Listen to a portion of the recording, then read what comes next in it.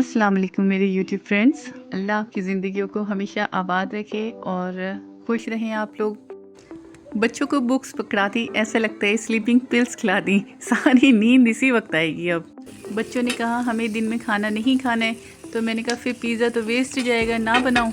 तो फिर इन लोगों ने कहा पिज़्ज़ा बन रहा है, तो हमें भूख लग गई। दो पिज़्ज़े हमारे लिए आप तैयार कर दें।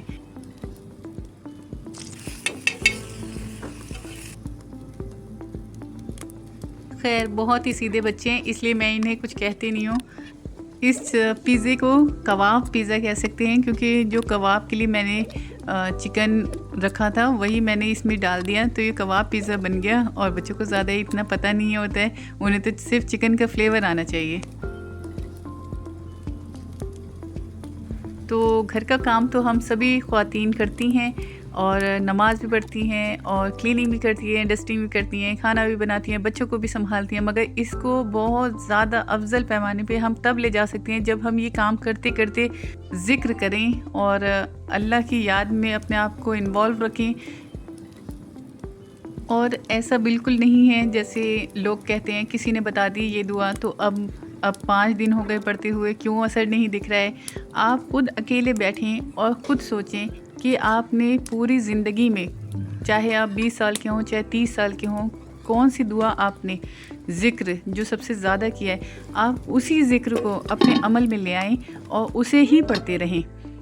हो सकता है कुछ लोगों ने कोई भी ज़िक्र ना किया हो, तो ऐसा ना सोचें, अपने आप को लो फील ना करें और आज से इस्तिग़फ़ार शुरू कर दें। दुनिया में ऐसा कोई भी इंसान नहीं होगा जिसे ये याद ना हो कि मैंने कौन कौन से गुनाह किए। कई छोटे मोटे गुनाह होते हैं जो हम भूल जाते हैं, मगर जो बड़े पैमाने के गुनाह करते हैं वो तो दिल में हमेशा सामने डिस्ट रहती है कि हमने क्या गुनाह किया है। तो माफ़ी मांग लें अल्लाह से, और जब माफ़ी मांगे अल्लाह से तो एक नदामत हो कि हमने सच में, हम बहुत ज़्यादा पशेमान हैं, बहुत ज़िल्लत फ़ील करते हैं कि हमने ऐसा गुनाह कैसे कर दिया, तो अल्लाह हमें माफ़ कर दे। ऐसे ना पढ़ें अस्तग़फ़िरुल्लाह रब्बी मिन कुल्ली ज़ंबी व अतूबु इलैह, अस्तग़फ़िरुल्लाह रब्बी मिन कुल्ली ज़ंबी व अतूबु इलैह, ऐसे ना पढ़ें। फिर तो ये हो जाना है इस्तग़फ़ारूना यहताजु इला इस्तग़फ़ार, मतलब ऐसे इस्तग़फ़ार पे फिर हमें और इस्तग़फ़ार पढ़ना पड़ेगा। और खूब खुश रहें। हर किसी के पास हर कोई चीज़ नहीं होती है, तो शुक्र करें जितना भी है। मगर अब इस चीज़ के बाद इंशाअल्लाह आपके पास हर चीज़ अल्लाह अता करेगा। तो बहुत सुकून से और शिद्दत से पढ़ें, सारे मसले ज़िंदगी के सॉल्व हो जाएंगे। So I am crazy about tea. हर मील के साथ मुझे 1 कप चाय ज़रूर चाहिए, but this is very much harmful. मगर अब क्या कर सकते हैं, आदत है। कहते हैं ना, इंसान अपनी चॉइस छोड़ देता है मगर आदत नहीं छोड़ सकता।